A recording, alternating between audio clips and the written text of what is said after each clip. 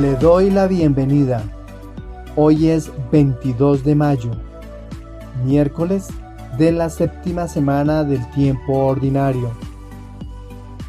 La Iglesia en Colombia puede celebrar la feria correspondiente al día o suplicamos la intercesión en la memoria libre de Santa Rita de Casia, religiosa. Santa Rita de Casia, conocida como la Santa de lo Imposible, vivió en el siglo XIV en Italia.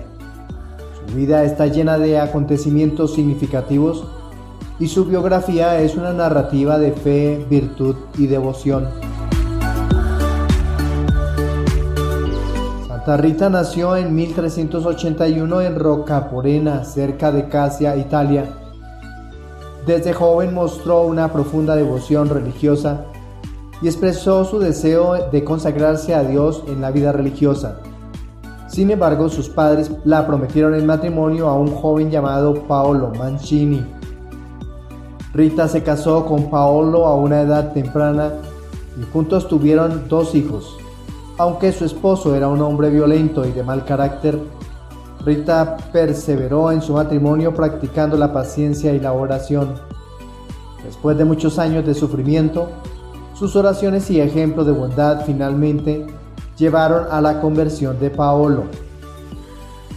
Tras la muerte de su esposo y sus hijos, Rita decidió ingresar en un monasterio agustino en Casia, pero se encontró con resistencia debido a su pasado matrimonial.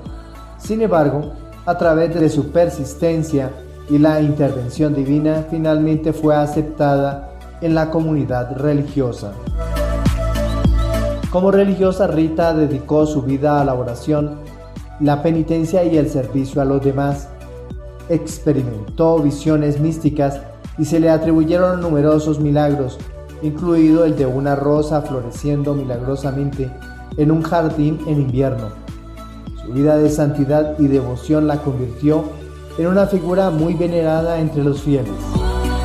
Santa Rita murió el 22 de mayo de 1457 y fue canonizada por el Papa León XIII en 1900. Su fiesta se celebra el 22 de mayo en la Iglesia Católica. Es conocida como la patrona de los casos imposibles, de los enfermos y de los desesperados, y su vida sigue siendo un ejemplo inspirador de fe y perseverancia para muchos. Santa Rita de Casia es un ejemplo extraordinario de cómo la fe y la devoción pueden transformar las vidas de aquellos que la practican, así como de aquellos que los rodean. Su vida está llena de ejemplos de virtudes cristianas como la paciencia, la compasión y la humildad, y su canonización es un testimonio de su santidad reconocida por la Iglesia Católica. Por eso, hoy 22 de mayo, pidamos a Santa Rita de Casia que nos ayude a perseverar en la fe, a superar las dificultades con paciencia y fortaleza y a confiar en la providencia divina en medio de los desafíos de la vida. Que su ejemplo de amor y entrega a Dios nos inspire a seguir adelante con esperanza y confianza en su intercesión poderosa. Que Santa Rita de Casia, patrona de los casos imposibles, interceda por nosotros ante el trono de la gracia divina. Santa Rita, ruega por nosotros. Le invito a disponer su oído, la mente, también el corazón, para proclamar el Evangelio que se nos propone para este día. Les proclamo la buena noticia de nuestro Señor Jesucristo según San Marcos, capítulo 9, versículos desde el 38 hasta el 40. Juan le dijo a Jesús: Maestro, hemos visto a uno que expulsaba demonios en tu nombre, y tratamos de impedírselo porque no es de los nuestros. Pero Jesús les dijo: No se lo impidan, porque nadie puede hacer un milagro en mi nombre y luego hablar mal de mí. Y el que no está contra nosotros, está con nosotros. Palabra del Señor. Nuestra reflexión para el día de hoy. le invito a ir a los textos bíblicos que corresponden a la liturgia de este día antes de continuar con nuestra reflexión. El relato propuesto para la primera lectura del apóstol Santiago en su capítulo 4, versículos del 13 al 17, es la continuación de lo que hemos venido leyendo y hace parte de las exhortaciones a no emprender ningún asunto en la vida sin la consideración constante de la voluntad y la providencia de Dios. Nuestros labios deben estar gobernados por la ley de la bondad, la verdad y la justicia. Los cristianos son hermanos. Quebrantar los mandamientos de Dios es hablar mal de ellos y juzgarlos como si nos pusieran una restricción demasiado grande. Tenemos la ley de Dios, que es regla para todo y para todos.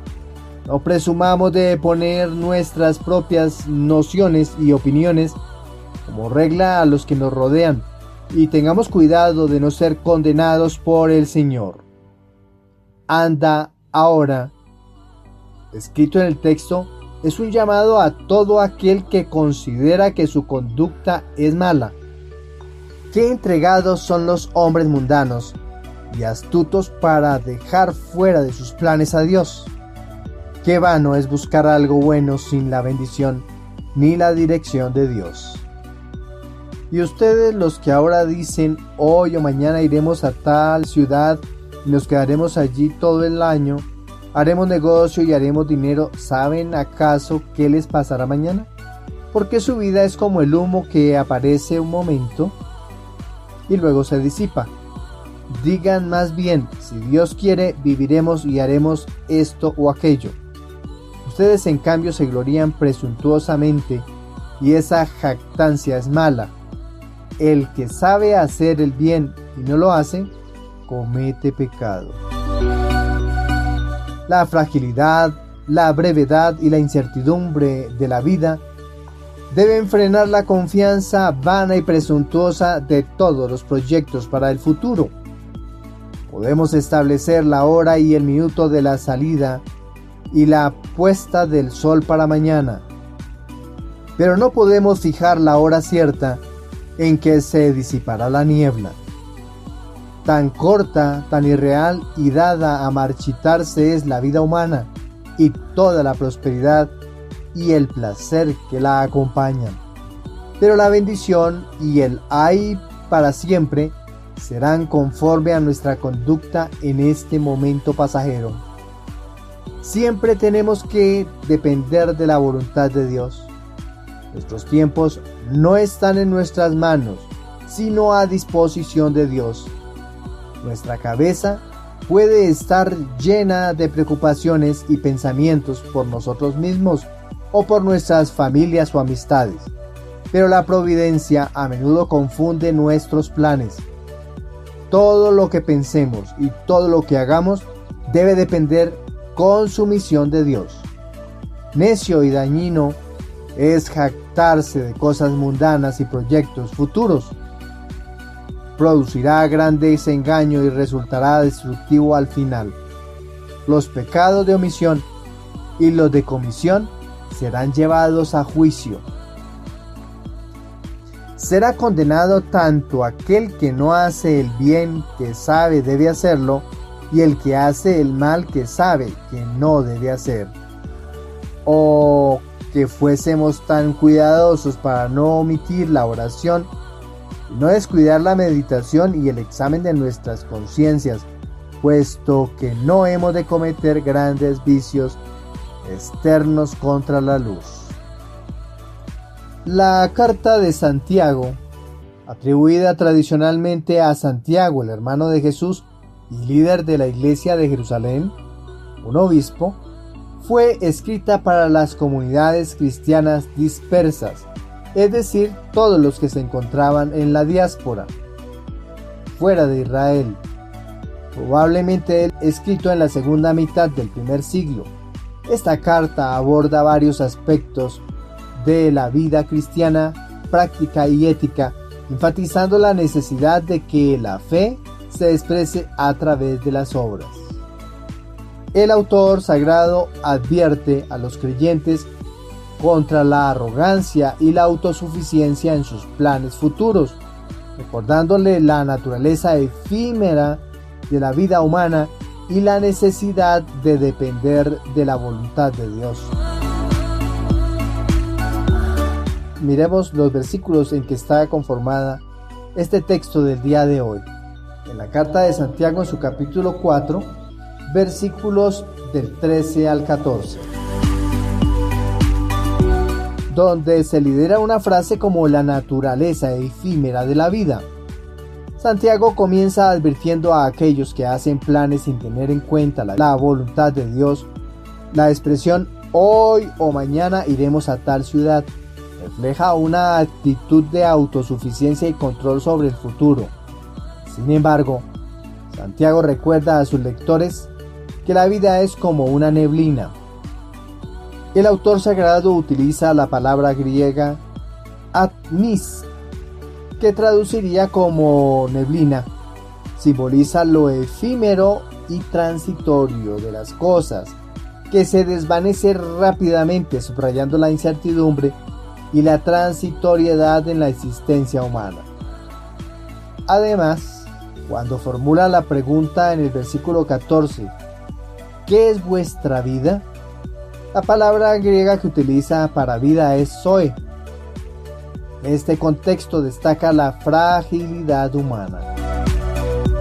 Versículo 15.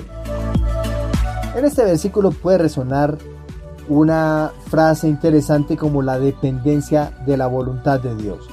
En lugar de confiar en sus propios planes, los creyentes deben reconocer su dependencia de la voluntad de Dios diciendo, si el Señor quiere. El autor sagrado en griego utiliza ean o kyrios telisi. Esta actitud refleja humildad y una correcta perspectiva de la soberanía divina sobre todas las cosas. Querer o desear destaca la voluntad de Dios.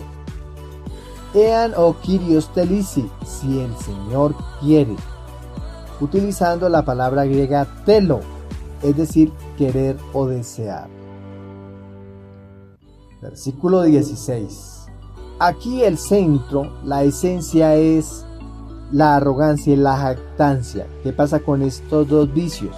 Santiago critica a aquellos que se jactan de su arrogancia y utiliza en este momento la palabra griega alazoneia. Este tipo de jactancia es considerado malvado porque refleja una falta de conocimiento de la soberanía de Dios y una actitud de autosuficiencia. Esta alazoneia es arrogancia o presunción que indica una confianza excesiva en uno mismo. Versículo 17. El centro y lo que más llama aquí la atención es la omisión del bien. El pasaje concluye con una advertencia ética.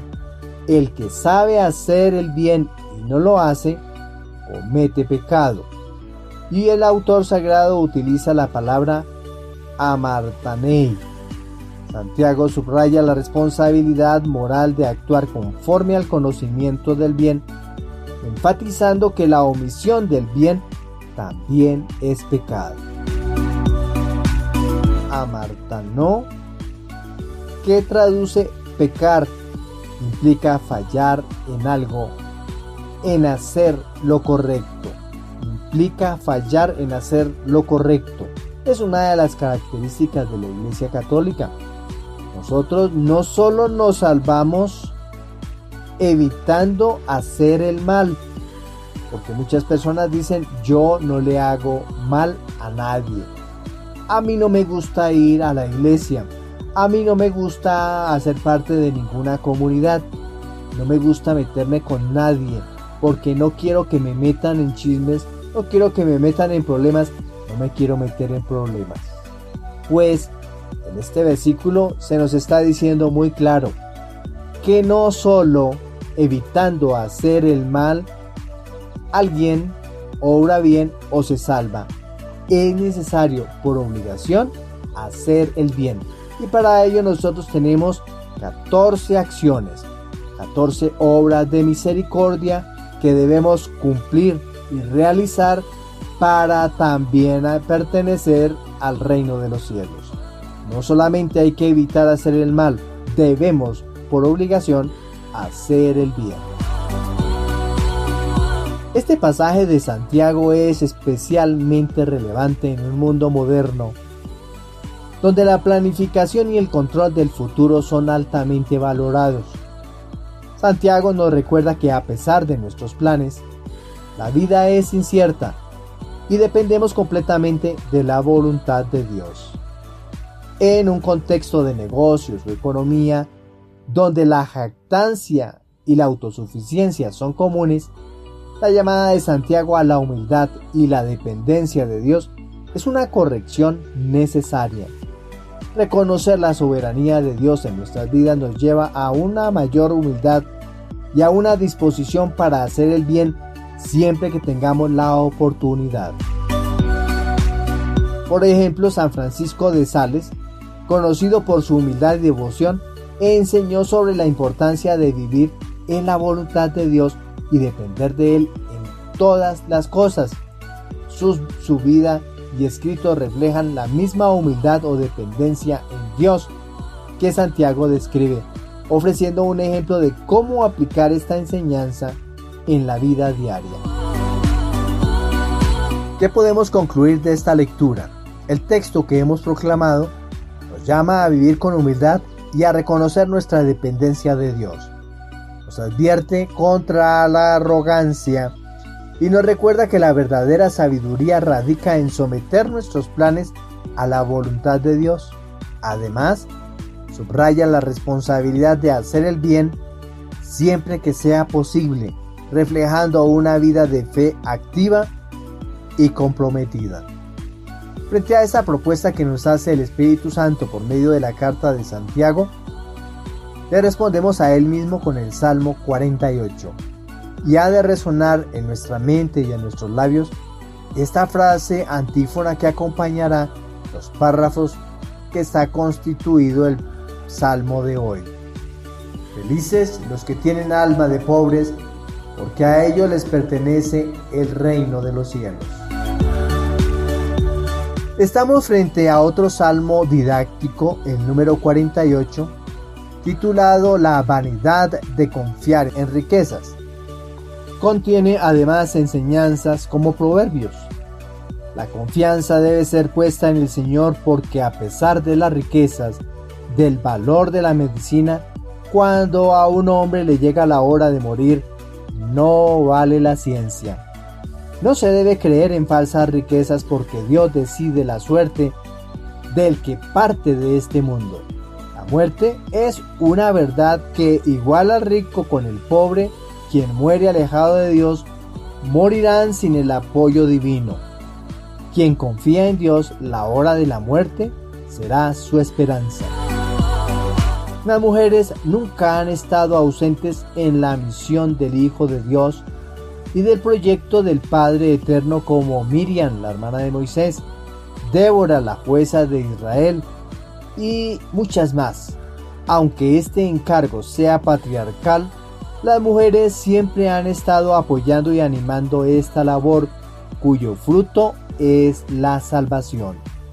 Las mujeres han sido sensibles al llamado de Dios, a la conversión, han sido educadoras de la vida de la familia para mantener la honestidad y el cumplimiento del mandamiento del amor.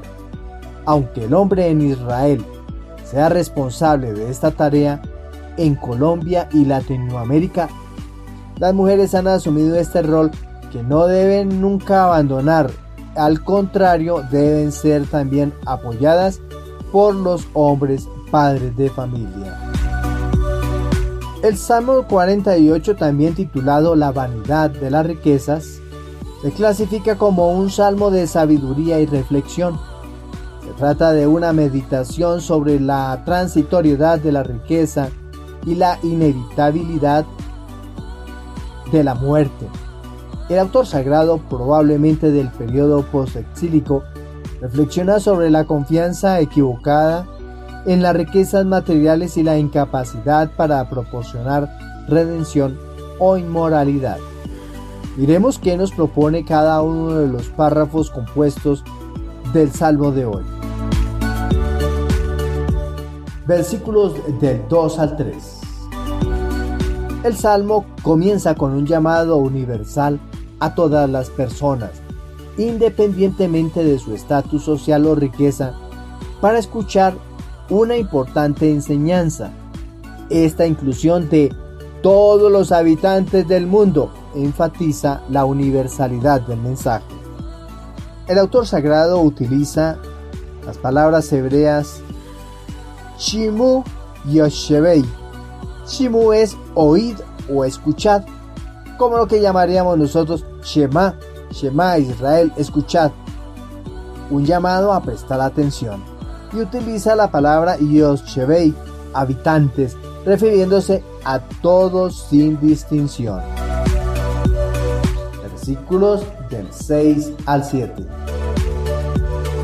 Aquí el salmista se pregunta por qué uno debería temer en tiempos difíciles, especialmente cuando los opresores son aquellos que confían en sus riquezas.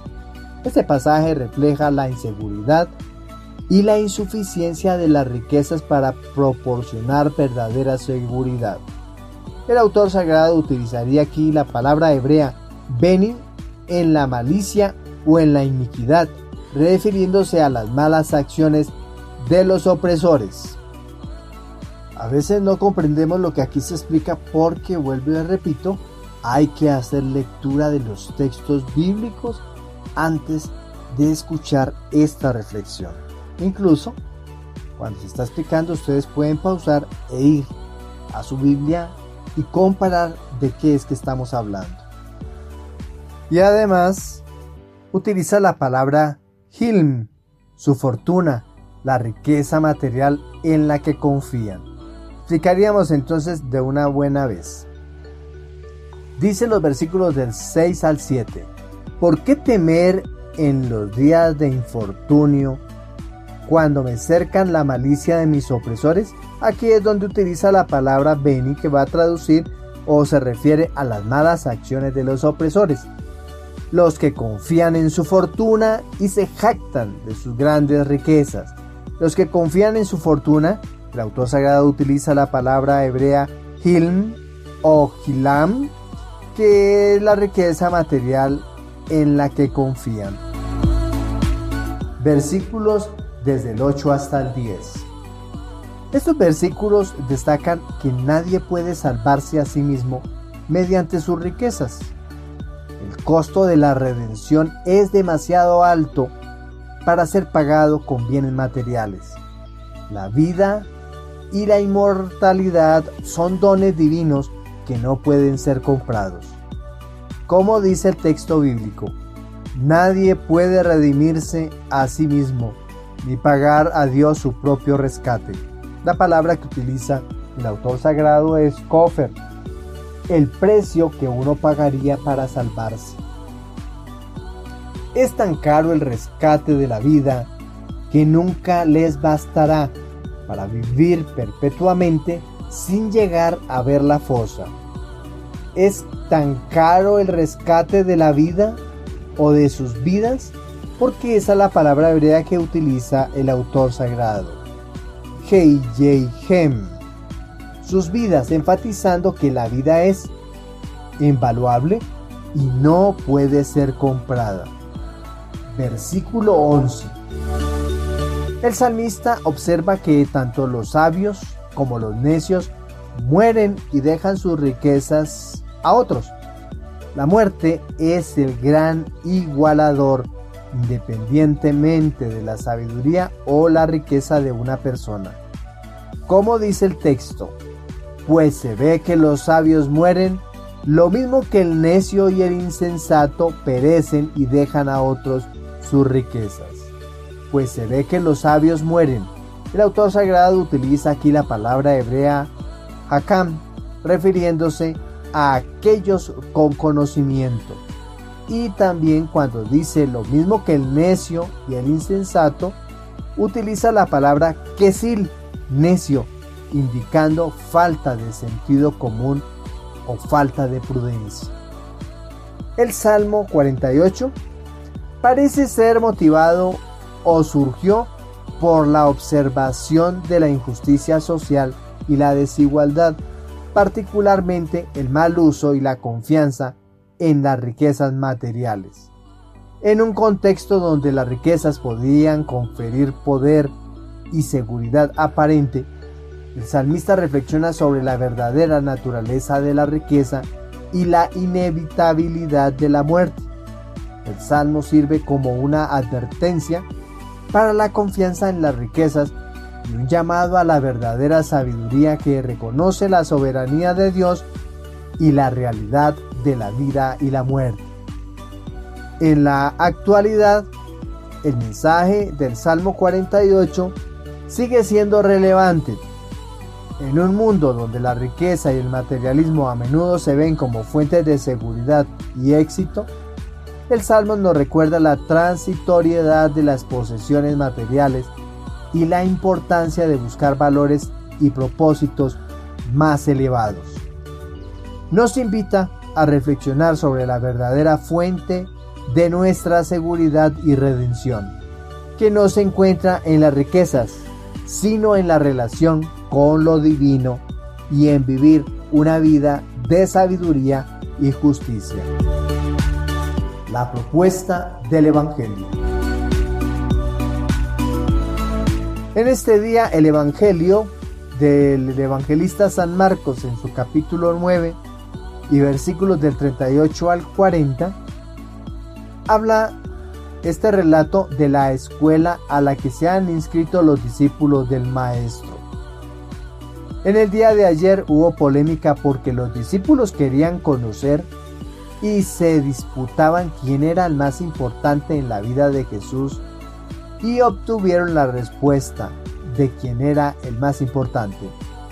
Hoy se creen con autoridad de ordenar quién hace milagros, quién debe obrar misericordia. Jesús desde el inicio de su predicación envió a servir, a apoyar al pobre y al desvalido.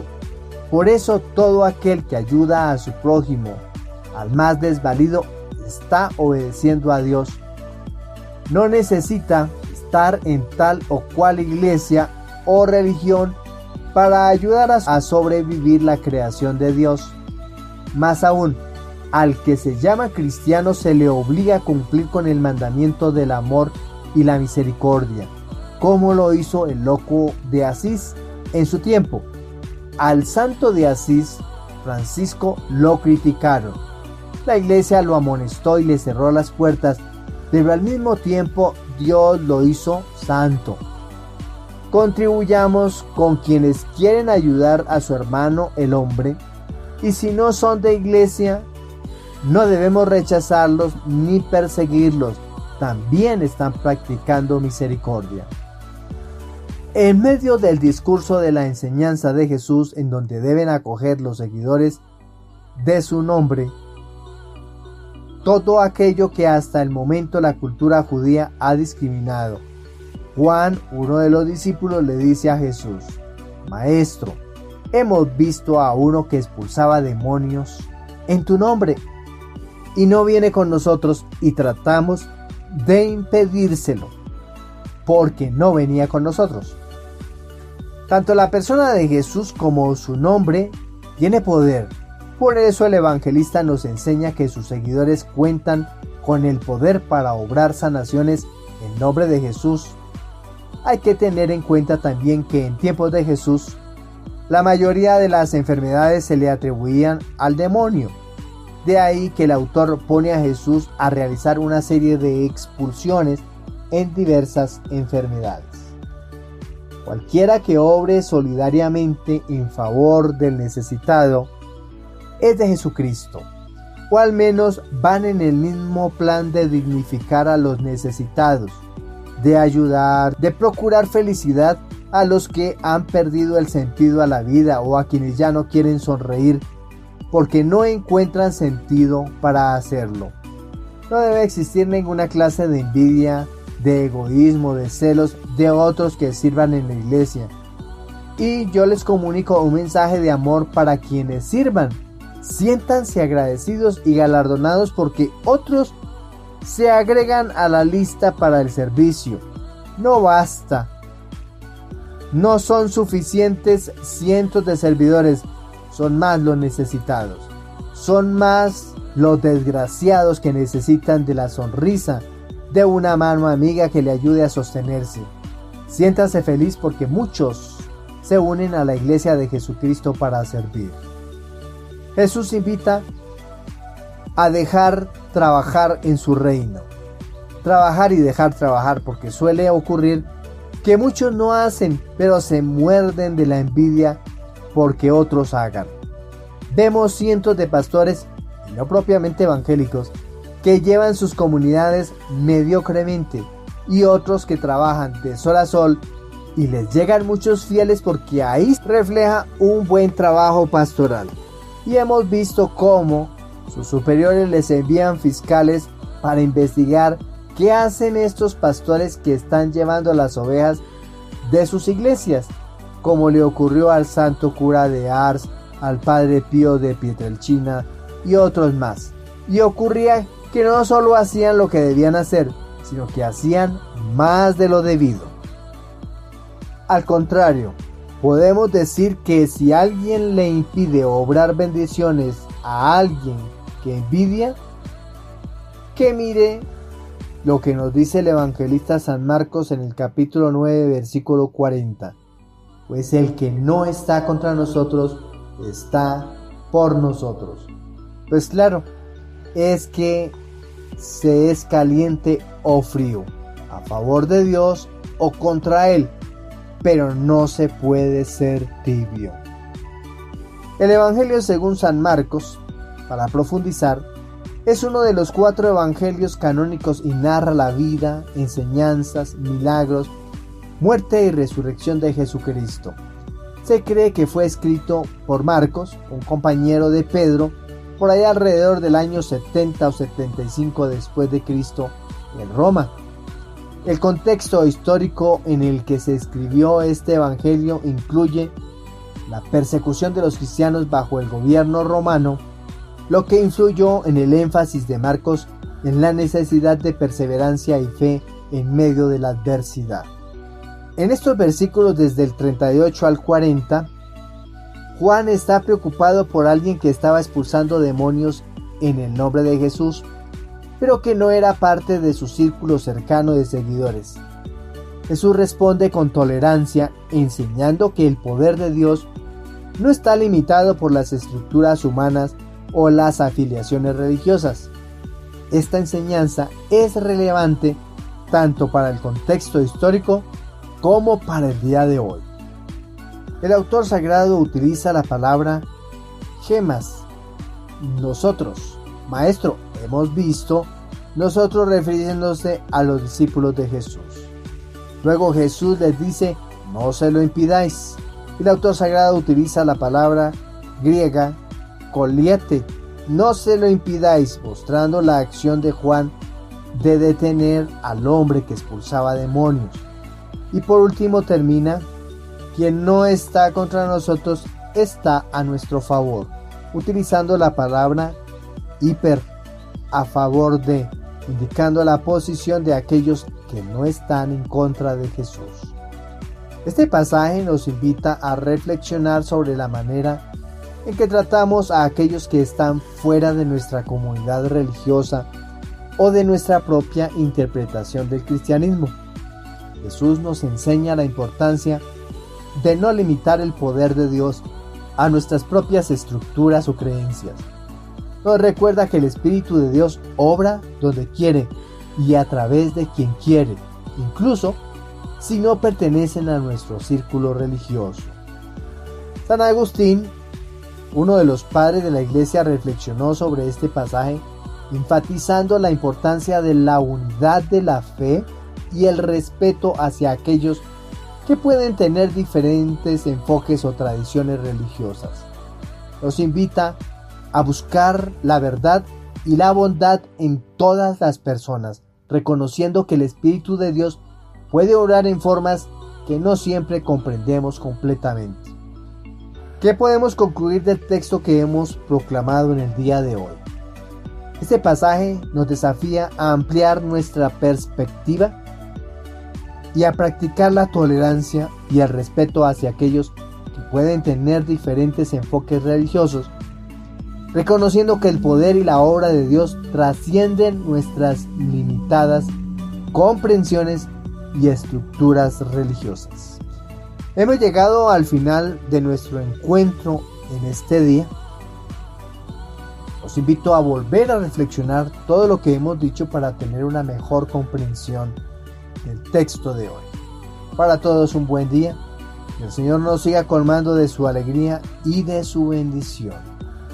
Felicidades y bendiciones también para toda aquella persona que se llame Rita, o para las comunidades o parroquias que están dedicadas al nombre de la Santa de los Imposibles.